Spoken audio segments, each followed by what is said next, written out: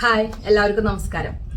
ഇപ്പോൾ ടിവിയും ചാനലും മൊബൈലും ഒന്നും തുറക്കാൻ പറ്റാത്ത അവസ്ഥയാണല്ലോ. ഹേമ കമ്മിറ്റി റിപ്പോർട്ട്, അതേപോലെ നമ്മളൊക്കെ ഞെട്ടിക്കുന്ന പല പല വിവരങ്ങളൊക്കെയാണ് പുറത്തു വന്നുകൊണ്ടിരിക്കുന്നത്. അതോടൊപ്പം തന്നെ എനിക്ക് ചേർത്ത് വെക്കാൻ പറ്റുന്ന ഒന്ന് രണ്ട് കാര്യങ്ങളുണ്ട്.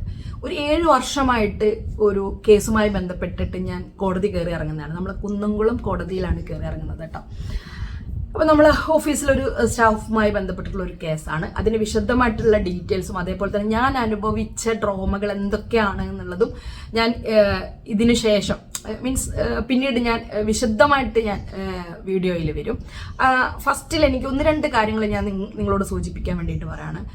ഇത് പറയുന്നത് എനിക്ക് വേണ്ടിയിട്ട് അല്ല. ഈ സമൂഹത്തിൽ ജീവിക്കുന്ന എന്നെപ്പോലെ ജോലി ചെയ്ത് ജീവിക്കുന്ന ഒരുപാട് പെൺകുട്ടികളുണ്ട്.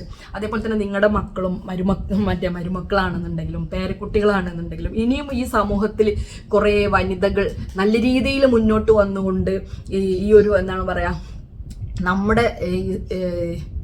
നമ്മുടെ ഈ സമൂഹത്തിൻ്റെ ഇത്തരം സംവിധാനങ്ങളെ മറികടന്നുകൊണ്ട് തന്നെ, അതായത് മോശം സംവിധാനങ്ങളെ മറികടന്നുകൊണ്ട് തന്നെ നല്ല രീതിയിൽ ജീവിതം നയിക്കേണ്ടതായിട്ടുള്ള ഒരുപാട് വനിതകൾ ഈ രംഗങ്ങളിലേക്ക് വരേണ്ടതാണ്. അപ്പോൾ അവർക്കൊക്കെ ബുദ്ധിമുട്ട് അനുഭവിക്കുന്ന ചില കാര്യങ്ങളിലേക്ക് എന്തെങ്കിലുമൊക്കെ ഒരു മാറ്റം നമുക്ക് ചെയ്യാൻ പറ്റുക എന്ന് വെച്ച് കഴിഞ്ഞാൽ അതൊരു വലിയ അനുഗ്രഹമായിട്ട് കരുതുന്ന ഒരാളാണ് ഞാൻ.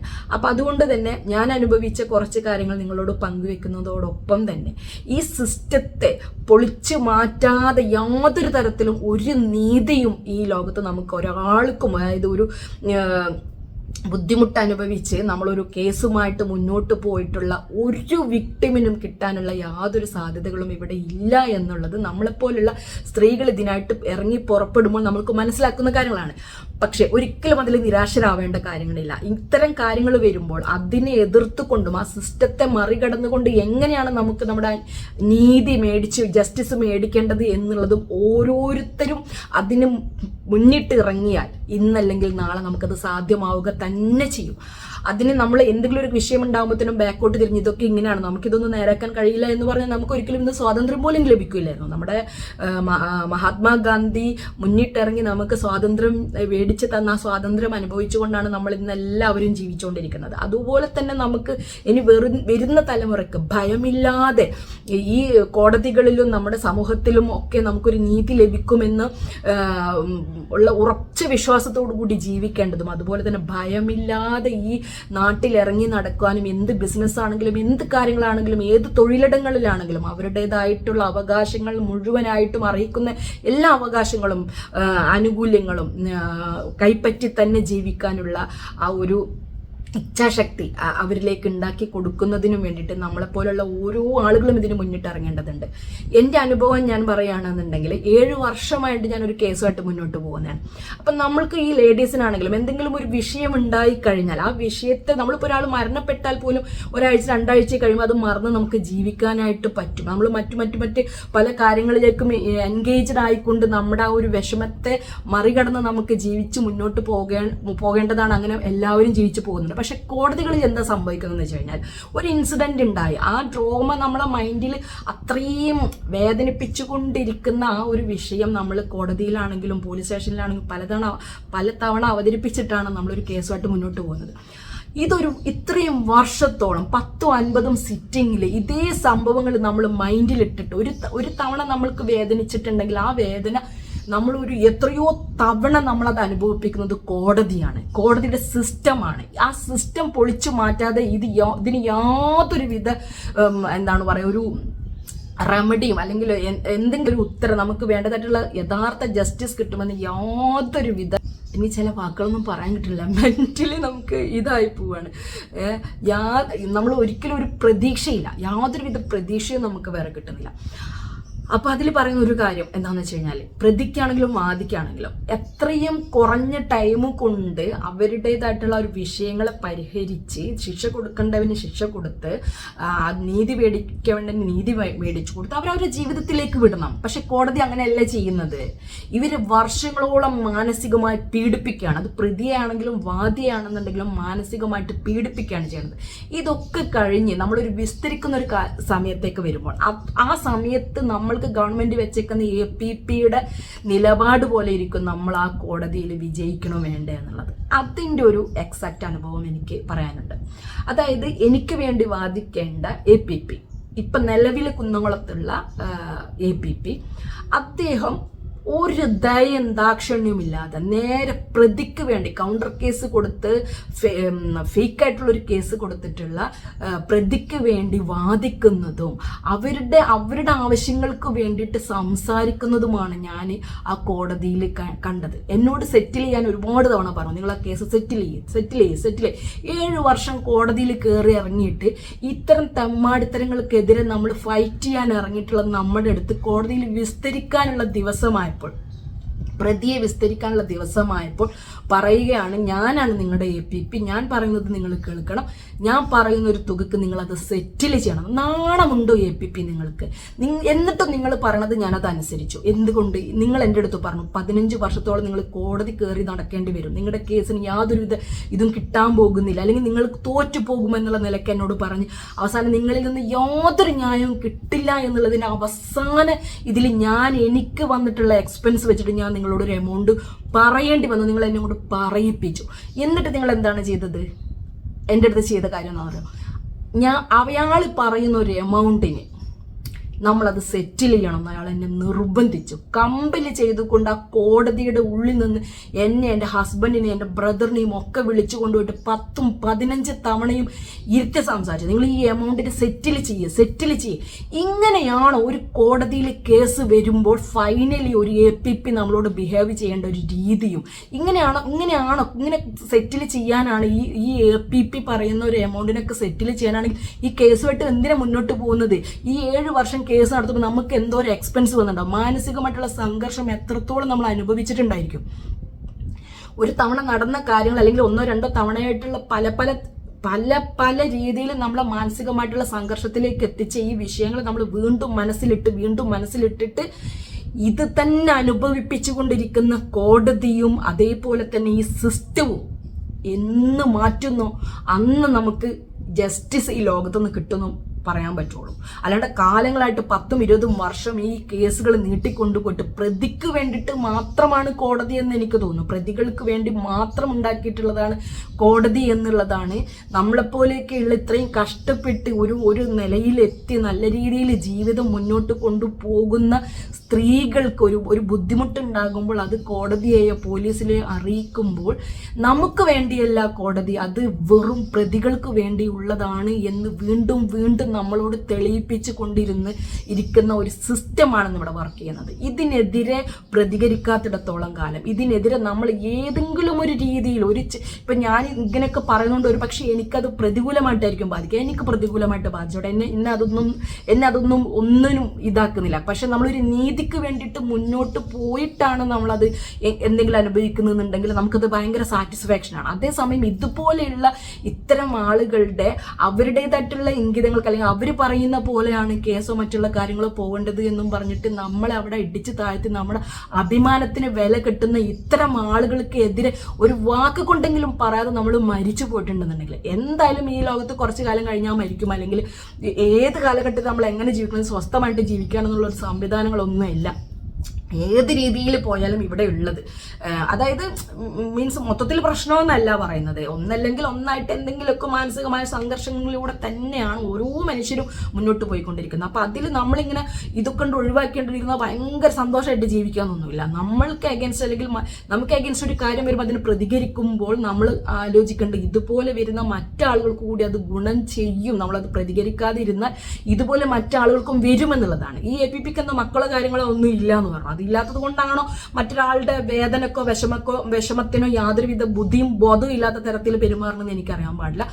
അദ്ദേഹത്തിന്റെ പേര് ഞാൻ ഇനി വേറൊരു ഇന്റർവ്യൂവും കാര്യങ്ങളൊക്കെ ഞാൻ കൊടുക്കുന്നുണ്ട്. എൻ്റെ അടുത്ത് 1-2 ചാനൽസ് കാര്യങ്ങളൊക്കെ പറഞ്ഞിട്ടുണ്ട്, ഞാൻ അവർക്ക് കൊടുക്കുന്നുണ്ട്. അതിൽ ഞാൻ ഇദ്ദേഹത്തിന്റെ എല്ലാ കാര്യങ്ങളും ഡീറ്റെയിൽഡ് ആയിട്ട് പറയാം. എൻ്റെ കേസ് ഇപ്പോഴും നടന്നിട്ടില്ല, മീൻസ് അതിന് ഇനി അടുത്ത 2 മാസം കഴിഞ്ഞിട്ടാണ് വീണ്ടും വെച്ചേക്കുന്നത്. ഞാൻ ആ കോടതി മാറ്റും അല്ലെങ്കിൽ ആ APPനെ മാറ്റിയിട്ട് വേണം എനിക്ക് മുന്നോട്ട് പോകാനാണ്.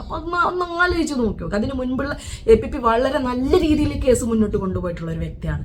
അതിനുശേഷം വന്ന ആൾ ഇങ്ങനെയാണ്. അപ്പോൾ നമ്മൾ ഒരു സിസ്റ്റത്തിനെ മൊത്തം പറയാ എന്നുള്ളതല്ല കേട്ടോ ഇവിടെ പറയുന്നത്. മീൻസ് ആ സിസ്റ്റത്തിൽ ഇത്രയും ടൈം കൊണ്ടുപോകുന്നത് ഒരു ഇൻജസ്റ്റിസിന്റെ ഭാഗമായിട്ടുള്ള ഒരു സംഭവമാണ്. അതേസമയം വരുന്ന APPമാർക്ക് ഈ ഒരു കേസ് പഠിച്ച് വരുമ്പോഴത്തേനും ഇൻവെസ്റ്റിഗേഷൻ ടീം നല്ല രീതിയിലെല്ലാം അത് ഇൻവെസ്റ്റിഗേറ്റ് ചെയ്തിട്ട് കൊണ്ടുവന്നേക്കുന്നത് വെച്ചാൽ അത് ക്ലിയർ ആക്കി കിട്ടാൻ വേണ്ടിയിട്ടുള്ള ഒരു ടൈം എന്തായാലും പോകും.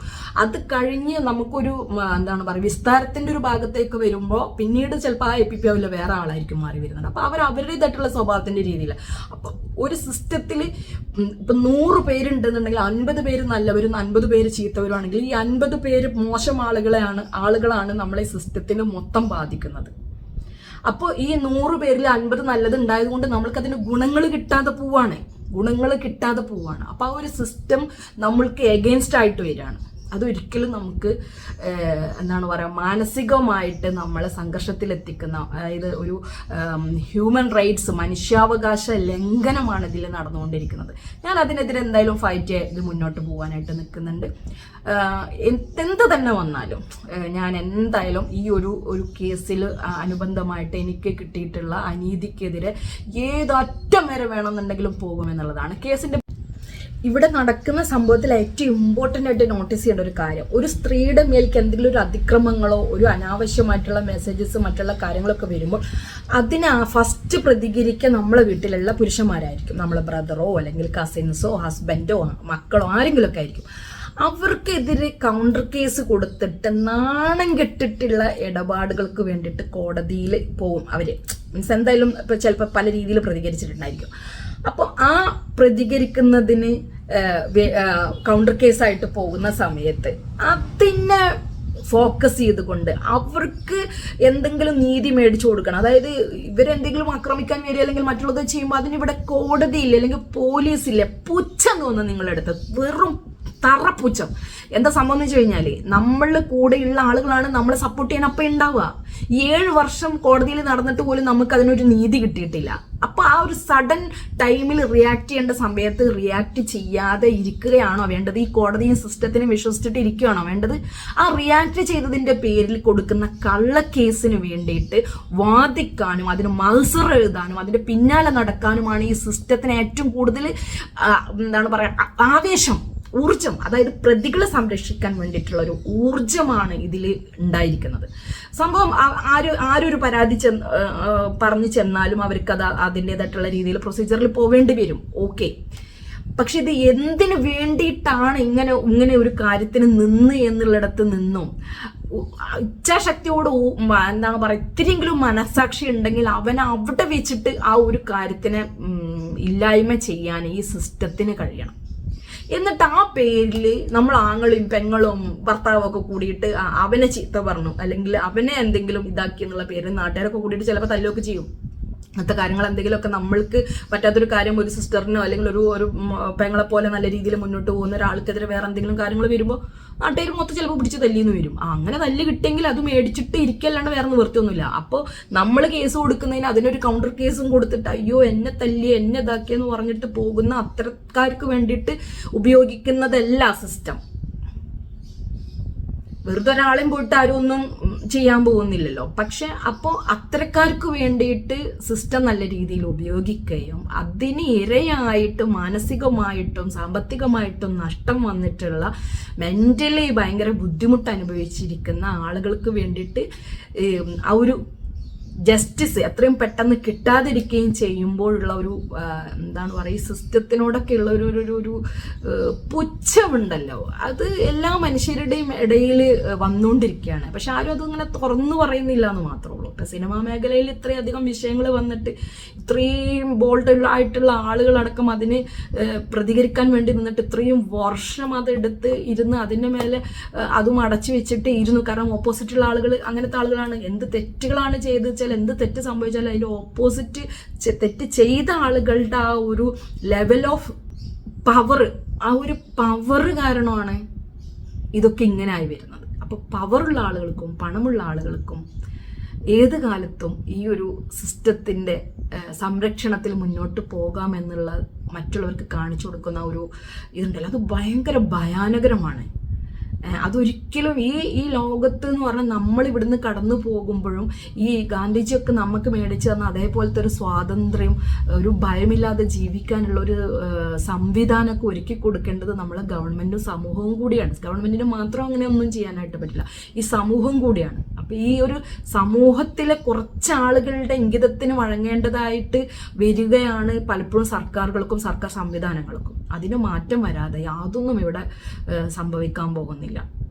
അപ്പൊ അതുകൊണ്ട് തന്നെ ആ ഒരു സിസ്റ്റത്തിൽ ചേഞ്ചസ് വരണം. ടൈം ബൗണ്ടഡ് ആയിട്ട് കാര്യങ്ങൾ നടന്നിരിക്കണം. അതിന് ഇപ്പം ഞാനിങ്ങനെ ഒരു കാര്യം പറഞ്ഞത് കൊണ്ട് അവിടെ ഒന്നും നടന്നുകൊള്ളുന്നില്ല. പക്ഷെ ഇങ്ങനെ ഒരു 100 പേര് പറയുമ്പോൾ അതിൽ ഒരു കാര്യമെങ്കിലും മാറ്റം വന്നു കഴിഞ്ഞാൽ നമ്മൾ ചെയ്യുന്നത് എത്രയോ വലിയൊരു പുണ്യമായിട്ട് മാറും. അതാണ് ഇപ്പോൾ സിനിമയിലെ പല ആളുകളും അവരുടെ ഉള്ള എല്ലാ ജോലിയും അവരുടെ സ്റ്റാറ്റസും എല്ലാം പോയിട്ടാണെങ്കിൽ പോലും ആ സാക്രിഫൈസ് ചെയ്തതിൻ്റെ ഒരു റിസൾട്ടാണ് ഇപ്പോൾ കിട്ടിക്കൊണ്ടിരിക്കുന്നത്. അതിൽ നിരപരാധികളുണ്ടാവാം, അപരാധികളുണ്ടാവാം, എല്ലാം ഉണ്ടാവാം. നമ്മൾ എപ്പോഴും സ്ത്രീകളുടെ ഭാഗത്ത് മൊത്തം ശരിയെന്നൊന്നും പറയുന്നില്ല. അതല്ലാതെ നടക്കുന്ന ഒരുപാട് സ്ത്രീകളുണ്ട്, അവരെ മുന്നോട്ട് കൊണ്ടുവരണം. നമ്മൾ നല്ല രീതിയിൽ നടക്കുന്ന ഒരു പുരുഷന്മാരെ ബുദ്ധിമുട്ടിപ്പിക്കാൻ പോകുന്ന സ്ത്രീകളുണ്ടെങ്കിൽ അവരെ മുന്നോട്ട് കൊണ്ടുവന്നിട്ട് അതിലും ന്യായം മേടിച്ചു കൊടുക്കേണ്ടത് ഏറ്റവും അത്യാവശ്യമാണ്. കാരണം നല്ല രീതിയിൽ അവരൊരു ഫാമിലി നല്ല രീതിയിൽ പോകുന്നിടത്ത് ഒരു സ്ത്രീയുടെ എന്തെങ്കിലും ഒരു അലിഗേഷൻസ് വന്നു കഴിഞ്ഞാൽ ആ ഫാമിലി മൊത്തം തകർന്നു പോവുകയാണ്. അപ്പം അതും മാറ്റം വരണം. അല്ലാണ്ട് പുരുഷന്മാർ മാത്രം കുറ്റം പറഞ്ഞുകൊണ്ടല്ല, സിസ്റ്റത്തിൽ വരുന്ന എല്ലാ അനീതിക്കും എതിരെ, സമൂഹത്തിൽ വരുന്ന എല്ലാ തരം അനീതിക്ക് എതിരെയും നമ്മുടെ സിസ്റ്റം നല്ല രീതിയിൽ പെർഫോം ചെയ്യണം എന്നുള്ളതാണ് എനിക്ക് അവസരത്തിൽ പറയാനുള്ളത്. അതുകൂടി ഞാൻ ഇതിനോടൊപ്പം കൂട്ടിച്ചേർക്കുകയാണ്. ബാക്കി വിശദാംശവും കാര്യങ്ങളൊക്കെ ആയിട്ട് ഞാൻ പിന്നീട് വരാം. എന്തായാലും നിങ്ങളെ വാല്യുബിൾ ആയിട്ടുള്ള കമൻസും സപ്പോർട്ടും ഒക്കെ പ്രതീക്ഷിക്കുന്നുണ്ട്.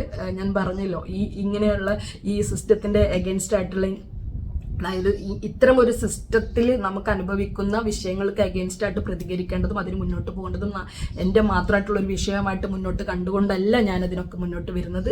എന്നെപ്പോലെ പുറത്തിറങ്ങി ജോലി ചെയ്ത് ജീവിക്കുന്ന നല്ലവരായിട്ടുള്ള നല്ല കുട്ടികൾക്ക് കൂടി വേണ്ടിയിട്ടുള്ളതാണ്. നമ്മളെ പെൺകുട്ടികൾക്ക് നമ്മൾക്ക് അഭിമാനിക്കാവുന്ന ഒരുപാട് ഉന്നത തലങ്ങളിലേക്ക് ലേഡീസ് എന്ന് വന്നുകൊണ്ടിരിക്കുന്നുണ്ട്. നല്ല രീതിയിൽ അവർ നമ്മൾ പോലും പ്രതീക്ഷിക്കാത്ത അത്രയും ഉയരത്തിലാണ് അവരുടെ പെർഫോമൻസും അവർ ചെയ്യുന്ന ഓരോ കാര്യങ്ങളും. അപ്പോൾ അവർക്കൊരു സ്പേസ് കിട്ടാതെ പോകുന്നത് കൊണ്ടാണ് ഇത്തരം വിഷയങ്ങളൊക്കെ ഉണ്ടാകുന്നത്. അപ്പോൾ നിങ്ങൾ വീട്ടിൽ 1-2 പെൺകുട്ടികളൊക്കെ ഉള്ളിച്ചാൽ അവർ നല്ല രീതിയിൽ മുന്നോട്ട് വരേണ്ട നിങ്ങളുടെ ആവശ്യങ്ങളാണ്. പണ്ടത്തെ പോലെ കുറേ ആൾക്കാരൊന്നും ഇല്ല, കുറച്ച് ആണുങ്ങളും കുറച്ച് പെൺകുട്ടികളും. അപ്പം ആൺകുട്ടികൾ നന്നായിട്ട് ജോലി ചെയ്തിട്ട് അവർ വരുന്നവർ അങ്ങനെയൊന്നും ഇല്ലല്ലോ. ഇപ്പം അങ്ങനെയല്ലല്ലോ, വളരെ ആണ് കുടുംബങ്ങളല്ല. അപ്പം നിങ്ങളോടൊപ്പമുള്ള എല്ലാ പെൺകുട്ടികളും എല്ലാം നല്ല രീതിയിൽ സമൂഹത്തിൽ ജോലി ചെയ്ത് ജീവിക്കേണ്ടത് അവരുടെ അത്യാവശ്യമാണ്. അവരുടെ ഒരു സേഫ് സോണാണ് അത്. അതായത് വീട്ടിൽ അടങ്ങി ഒതുങ്ങി ഇരുന്ന് പറഞ്ഞ് ജീവിക്കാനുള്ള, ഭക്ഷണം കഴിക്കാനുള്ള സമ്പാദ്യം എന്നും അവരുടെ കൈകളിലേക്ക് വെറുതെ എത്തുവാനുള്ള ഒരു സംവിധാനം ഇവിടെ ഒരുക്കി വെച്ചിട്ടില്ലല്ലോ. അപ്പം അതുകൊണ്ട് തന്നെ അവർക്ക് മാന്യമായ രീതിയിൽ അവർക്ക് ഇഷ്ടപ്പെടുന്ന രീതിയിൽ ജീവിക്കണമെന്നുണ്ടെങ്കിൽ അതിനുള്ള ഒരു സംവിധാനം ഒരുക്കണമെന്നുണ്ടെങ്കിൽ അവർ സ്വന്തമായിട്ട് ജോലി ചെയ്ത് ജീവിക്കേണ്ട ഒരു ആവശ്യകത